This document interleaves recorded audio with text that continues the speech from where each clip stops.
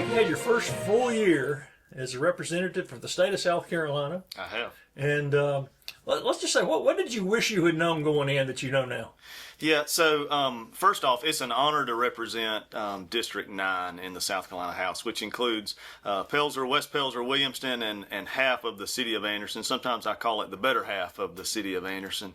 And when I speak to groups, I get to explain what District 9 really is. And so I tell them to go to the world's largest flea market and drive 15 minutes in either direction, and that's still District 9. And so it's a very diverse district, but it's an honor to represent.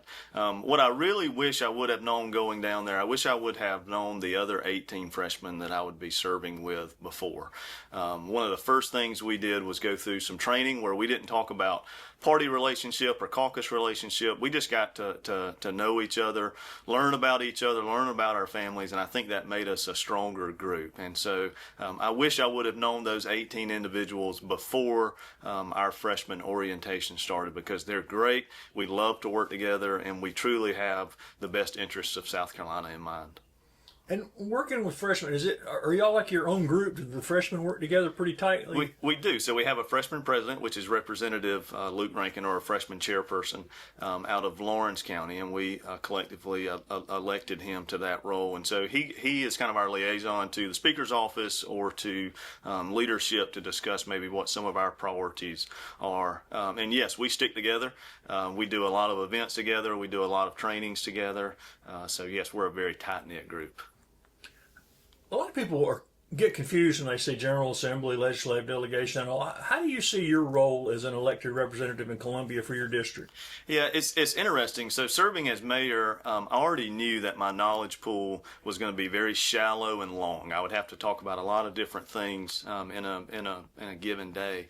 But luckily, kind of meeting with the Speaker of the House and meeting with leadership, we were able to determine kind of where my pool is the deepest, and it's the deepest in municipal affairs, which is why I requested to be on the 3M committee, which is medical, military, and municipal affairs. And then the subcommittee, I wanted municipal affairs.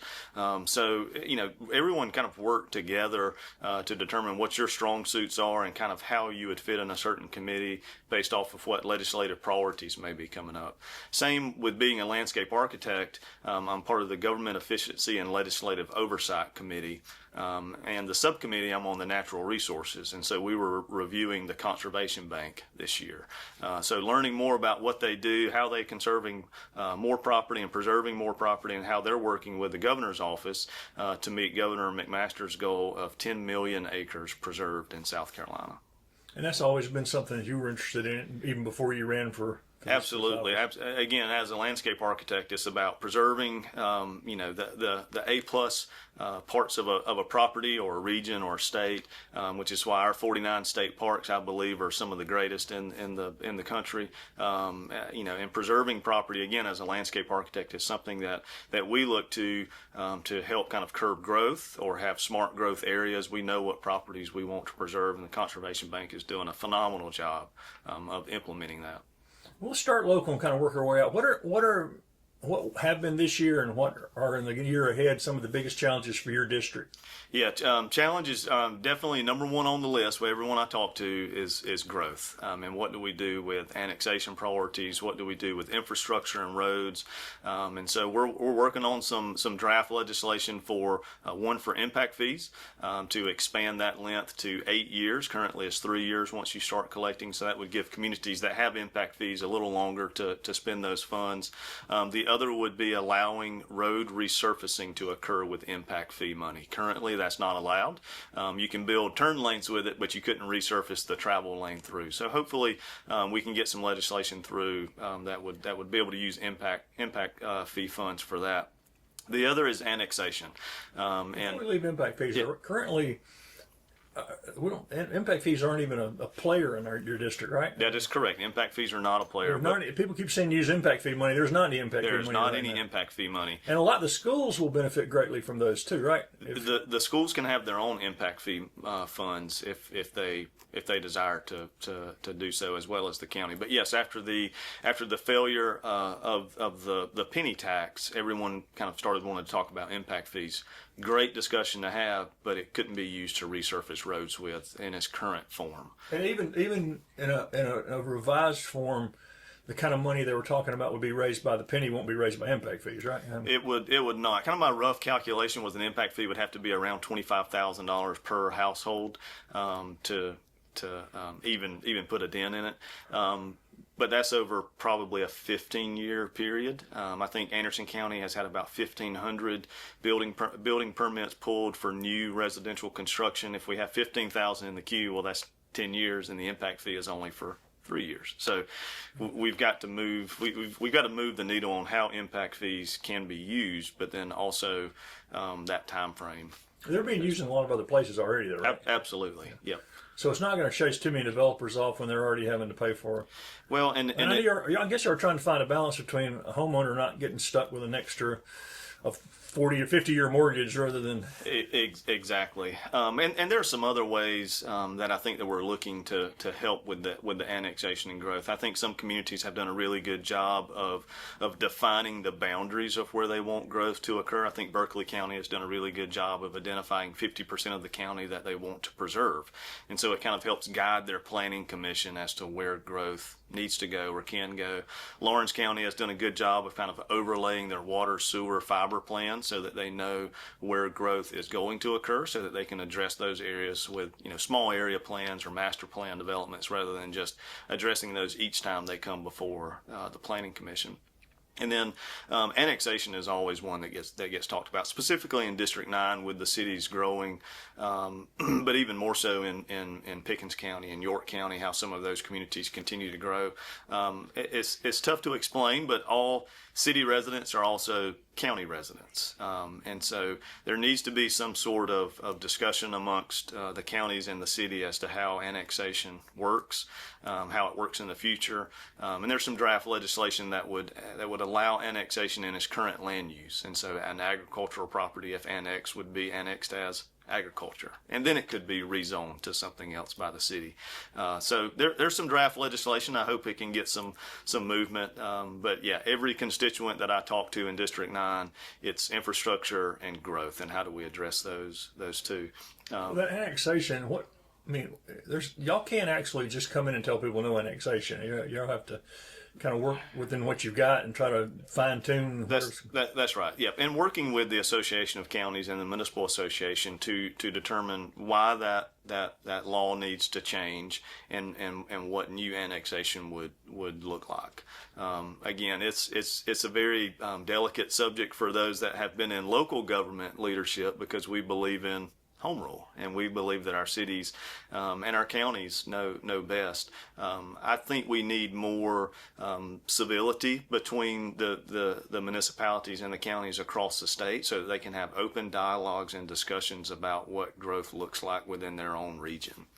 And we're starting to talk about roads. I guess in Columbia, that's not just a local issue, but everybody wants to talk about roads. Yeah, everyone wants to talk about roads, and including the Modernization Committee, which we have a member of the Anderson County delegation sits on that, Representative Don Chapman. So they held meetings across the state with not only DOT leadership, but local leadership and the public to talk about how we could modernize SCDOT, what that looks like, how do we get more money back to our C-Fund committees, so that we can implement paving within our local districts and not wait on the state to do so. I do think that Anderson County has done a great job of identifying the roads, what the pavement looks like, what the growth potential is for those areas, and which roads need to be paved first. So we have a roadmap in front of us. We just need the funds to do so. It's a pretty phenomenal amount of funding that's needed, though. That's the thing. It is when you're talking that you need $300 or $400 million today to repave all the roads. It's a significant amount of funding. I'm hopeful that with recurring funds and non-recurring funds that are in the surplus this year in the budget, that we'll allocate those to infrastructure. And specifically, I would love to see that money come back to our individual counties so that we can start implementing road paving projects immediately. Is there anything else in District 9 that's a District 9 issue that you're dealing with? It's, really just more contained there, or is it pretty much the same as the other statewide? Every district is a little bit different. Now, District 9 is the best district in the state, I will say that. But it is one of the few that has 4 municipalities in it. And so I learned from the late Senator Billy O'Dell, Senator Gambrell, and Representative Thayer that constituent service should be one of your greatest traits. And so I have worked hard to make sure that I'm in the city of Anderson, talking with folks that are having problems, whether it's VA related or whether it's Department of Public Health and Mental Health, working with Pelzer, West Pelzer, and Williamston to make sure that their resources are combined and used most efficiently. And then the town of Pelzer, which currently is one of 2 in Anderson County that do not have property taxes. And so there's a bill, it's called Zero Millage Bill. It's backed by the Municipal Association. Senator Gambrell actually filed it. And it's one that would allow the town of Pelzer to implement taxes if they so chose, and it would go before a referendum. So actually the people of Pelzer would make that decision, not a mayor or a council. So I think zero millage is a great bill, and it has my support as well. And that means they can raise it like the other cities that already can. Right now they can't raise it at all because of Act 388. That is correct. Right now they can't, like, what is it, 0.5% or whatever? Growth plus CPI over the past 3 years is what you can raise taxes. The towns that were kind of locked in 77, or 97 when they first passed that, have zero. You can't raise a percentage of zero, right? That is correct. And there's 81 or 2 municipalities in the states? That sounds about right. But you've got 2 in your district. I have 1 in my district, but there are 2 in the county. Star is the other Right. that currently does not. And again, being that I want to find ways to reduce taxes and other things, whether it's farm trucks or RVs or boats and motors. Again, home rule and the locals know best. And so if the town of Pelzer residents want to implement a tax to provide additional police protection or parks or pave their own roads, then I think it should be up to them to do so, not at the state level and not at the county level. It's the old adage that, you need $0 of services to get you 0 services. If you want to have any services, you're going to have some money from somewhere. That is very true. But yeah, I mean, District 9 again is so unique because it's so long and linear, and it has the growing metropolis of downtown Anderson and how it's growing, and then you have Williamston, Pelzer, West Pelzer that are working together today much better than they were 50 years ago, much better than they were 5 years ago, and so those regions are obviously growing as well. Are there any other issues that are sort of overarching issues you're working on Columbia that will eventually filter down here that people need to know about? Infrastructure growth are always kind of the top 2. The other is taxes, and so we could talk again. The knowledge pool being very shallow and long, we could talk about income taxes and how the bill that's in the Senate has a flat tax component. But I like to look at the other ways that residents and constituents are taxed. So, for example, a Ford F-150 is taxed at 6%, but a Ford F-250 is taxed at 10.5%, which means that our farmers or those that have small businesses that have larger trucks are taxed more. And so how do we find ways to, again, cut that red tape, get those taxes down? Same with boat and motors. They're currently taxed at 10.5%, and they're taxed separately. So the vessel and the motor are taxed separately. So there's a bill that has passed the House that is now in the Senate that would put those together and would reduce it to 6%. The way that those things affect or impact District 9 is that I have to work very closely with the county treasurer's office to determine what the impacts to the county budget will be. So, for instance, combining the boat and motors over the course of 3 years will reduce Anderson County's general fund taxes by about $400,000. And so, again, working closely with county staff, county elected officials to let them know this discussion at the state level is going to impact what funds you have available to spend as well. So they have to figure out how to fill those holes without how to fill those holes, and we're always looking at ways to cut the fat, if you will, out of budgets. And I know that the county's doing that as well as the state is doing that. You mentioned the 10.5. That's sort of the magic number that's the industrial baseline, and it's spun out into people doing fee in lieu ofs to bring pretty much any company in Anderson County you look at, Michelin, Bosch, Arthrex, anything that's here now and running was a fee in lieu of, because we have on a baseline the highest industrial tax in the country at 10.5%. Have you talked to anybody in Columbia who's thought about putting forth a bill to bring us down? I think the lowest are Wyoming and Minnesota, or around 2% or something, to bring us down into. And again, I know what you just meant. The reason I thought of that, you just mentioned there's obviously a rollout on how that would affect everything. But has anybody even considered presenting tax to get rid of that 1898 or whatever it is, 10.5%, when the farmers didn't want any industrial? Yep. I am positive that those conversations have occurred. I have not personally had those. Again, I think it goes back to finding where your knowledge pool is really deep at, and corporate tax structure is probably not one of my I just haven't heard anybody mention deepest it. points. And it's a great idea. And it certainly hasn't been put forth in a bill at all yet. To my knowledge, it has not. And you're right. I mean, FELOs are one of those things that are being discussed, every month in probably all 46 counties. Some are using it, to attract new business. Some are using it to expand.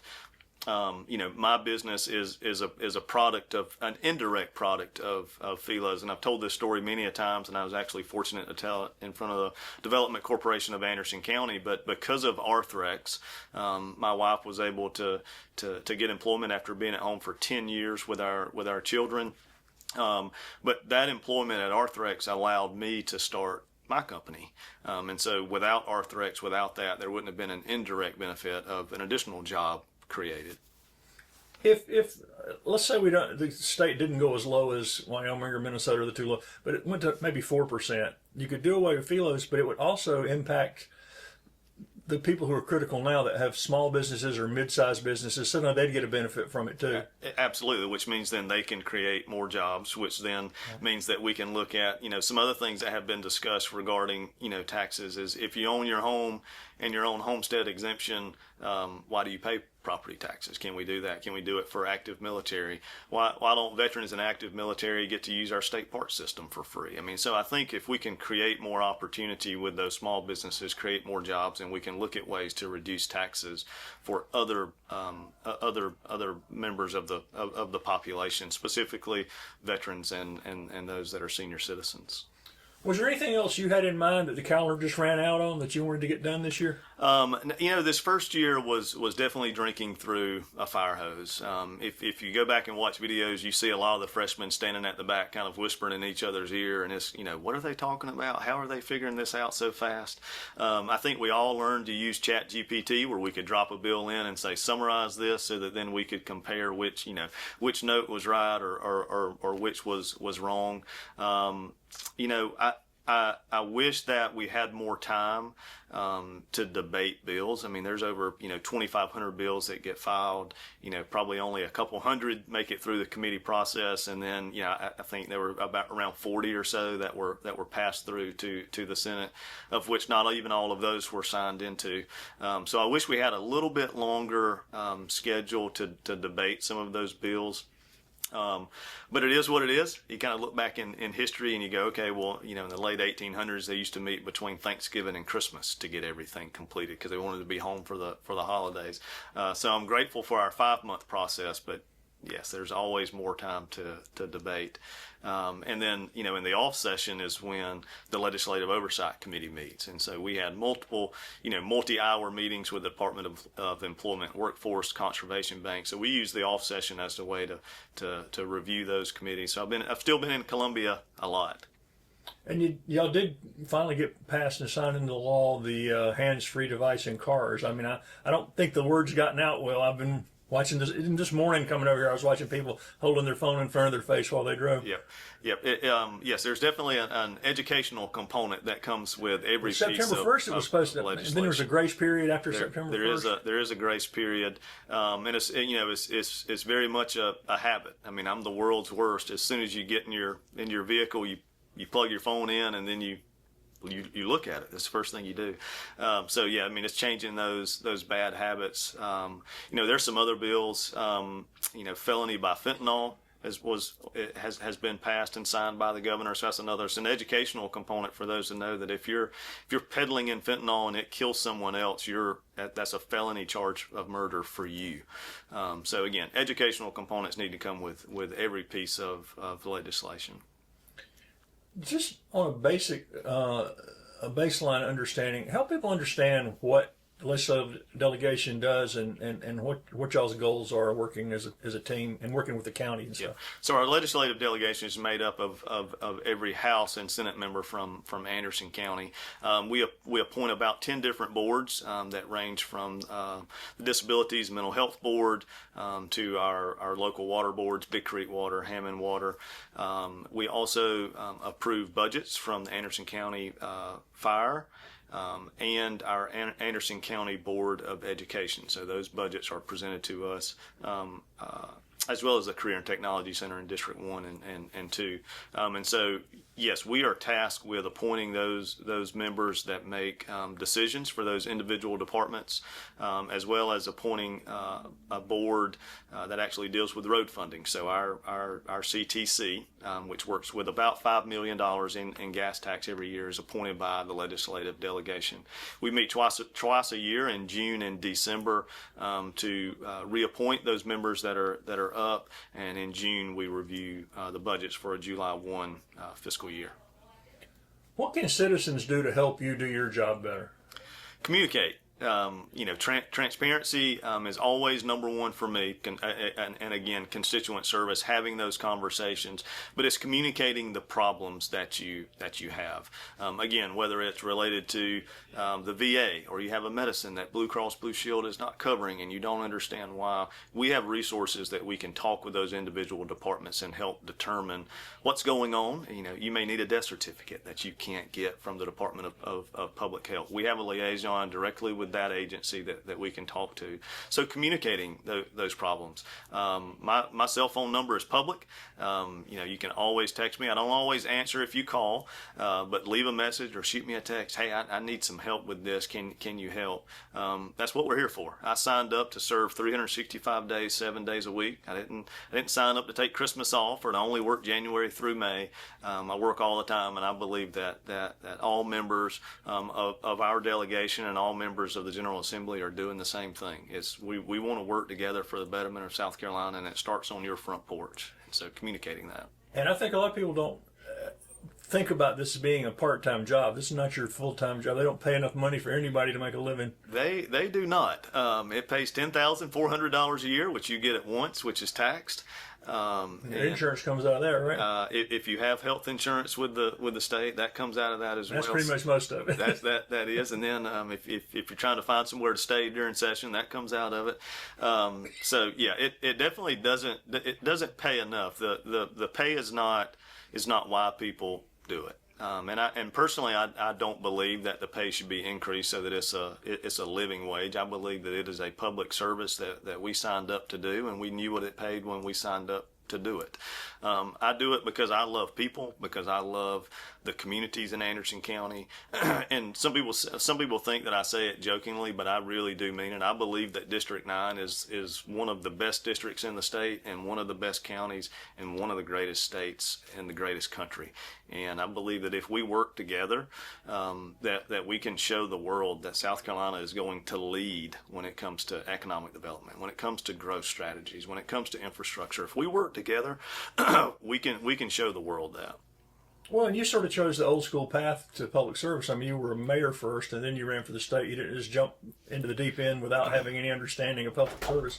Yeah, no, you're exactly right, and I say it all the time. The only requirements to be an elected official is a residency in the area in which you're running for and a pulse.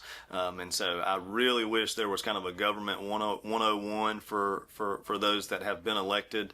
I almost wish there was kind of a path that would be laid forward, but you need to serve on county council before you decide to serve at the state, or you need to serve at the state before you decide to serve at the federal level. I believe that it has really helped me. and understanding the process and understanding how to work with people and understanding that you represent all 42,000 people in District 9. You do not just represent the 1,800 that showed up during, a runoff election to vote for you. You serve everyone and you listen to everyone. And so, yeah, my 4 years on town council, my 8 years as mayor, definitely helped me. We've talked about a lot of issues. Is there anything else in the upcoming year you want to try to tackle, or have you pretty much talked about the same things you're still working on? No, and again, for municipal affairs and the 3M committee, that's definitely what we're focused on. We are gonna talk about parental rights, and we are gonna continue to talk about school choice and the education credits. We're gonna continue to talk about income taxes. Those will continue to be discussions that are had throughout the upcoming session. I look forward to getting back down there with my other 18 freshman members so that we can talk about what we learned the first year, so that we can talk about kind of what we want to focus on as a freshman group moving forward, and then meeting with Chair Lady Davis with 3M and the Speaker to talk about how medical, military, and municipal affairs can help drive the state forward.